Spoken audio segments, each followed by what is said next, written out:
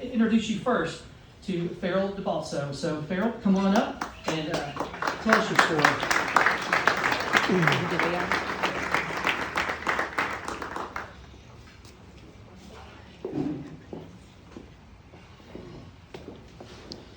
What a beautiful event, y'all.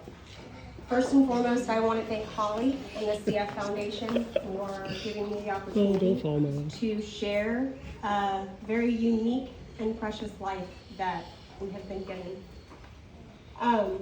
My husband Zach and I have the unique opportunity of being a house divided in a few different respects. First and foremost, I grew up a Texas fan, and he is of the Notre Dame persuasion, so that actually caused a little bit of friction, but some fun on one of our first dates. But we also have the unique opportunity, we both have cystic fibrosis, and we have seen firsthand and lived firsthand the polar opposite life of how the new medication Trikafta has affected us.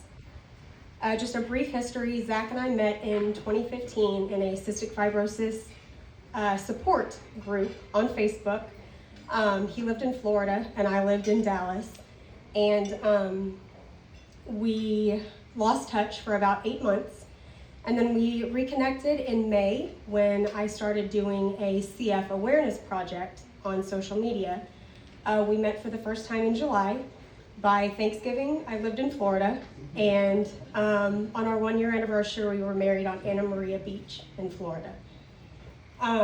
It was not a decision that was taken or made lightly. We discussed the opportunity with his care team. We made sure that going forward, it would not affect either of our care, especially his. He was further progressed than I was. And we wanted to make sure that if it came time for him to have a double lung transplant, that it would not mark him as non-compliant or get him out of the running. But most of all, it was made because we know who our God is and what he is capable of. And we know that our finish line is often his starting line. And we believe that the impossible is made possible because of him. And for the first time, we could both imagine being 80 years old in rocking chairs on a wraparound porch, teeth optional, drinking sweet tea, and just enjoying the beautiful life that we had been given.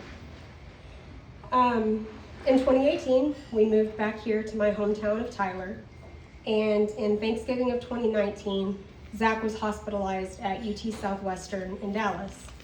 And they told him at our doctor's visit beforehand, they said, "You are not going to leave the hospital without new lungs, so make preparations." We prayed through it. He was inpatient for 2 weeks, and we prayed through the whole thing, and he just felt like a lung transplant was not the way to go. And he was treated with a lot of skepticism, and he was treated like a fool.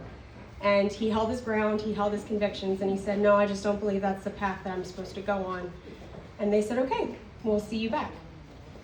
A month later, Trikafta came out, and we got to take our first dose together on December 14th, 2019. And we were able to post on social media and vow to each other, "We'll see you when we're 80. I'll never forget 4 days later after he began Trikafta. I woke up to silence. For the first 3.5 years of our marriage, I woke up every single morning to the sound of our nebulizer humming and the sound of him choking, sometimes vomiting, clearing his chest to get everything out from the night before. And 4 days after Trikafta, I woke up and I had to go look for him because he wasn't doing that anymore. He wasn't coughing, he wasn't choking, he was in our backyard playing with our dog. A week later,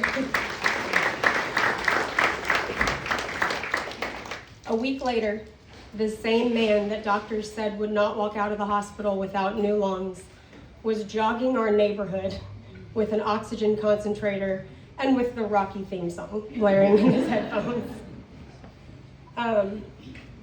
He is just one example of how Trikafta has been an absolute miracle in the lives of so many. I, however, had a very different experience. I remember The first day that I took it, we were attending a Saturday night church at the time. Excuse me. And I remember for the first time I was listening to the pastor speak, and when he was finished, I realized that I couldn't have told you anything that he said. And I would later find out that those were kind of symptoms of the anxiety that came along with it. I also experienced a lot of insomnia. I didn't sleep for days at a time. My GI system did not work. We'll just leave it like that. Experienced a lot of swelling in my legs, a lot of poor circulation. And after 3 months, in February of 2020, I decided to discontinue Trikafta. 4 hospital visits later, whenever my lung functions had gotten down into the mid to lower 40s, my care team did decide to have me try it again. And I took the babiest of baby doses, and I still had all of the same side effects. So we decided to discontinue it again. Excuse me. Other side effects that people have experienced from Trikafta were skin rashes, memory loss, depression, anxiety, suicidal thoughts. MSN.com actually published a story in May of this year about a 9-year-old little boy in the UK who actually began to self-harm afterwards. And it just goes to show that medications are wonderful. It's not a blanket thing. Some work really, really well for others, and some make others worse. We've actually experienced, myself and other friends who had to come off of Trikafta, we experienced a lot of skepticism and a lot of even pushback from our doctors who have told us that we were just going to have to push through. And forgive me, I don't mean this as woe is me, but that doesn't seem like a very fair decision to have to make, which organs are going to work and which aren't.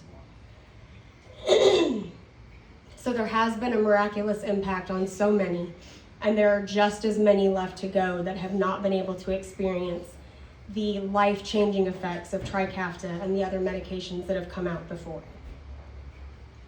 If you support this organization, it's likely that you know that cystic fibrosis is considered an orphan disease, meaning that it is too rare to receive governmental support and assistance. That's where you guys come in. That's where the volunteers come in, the staff comes in, the generosity of people like you come in to add tomorrows that weren't expected for people like us. But throughout it all, we hold on to hope. We hold on to faith that the impossible is still possible. We hold on to the promise that the Cystic Fibrosis Foundation makes, that they will not stop, they will not back down until every single CFer has a chance at a normal life. And we hold on to the belief that because of the generosity and love that people like you show us, that we will indeed see you guys when we're 80. Thank you. Woo!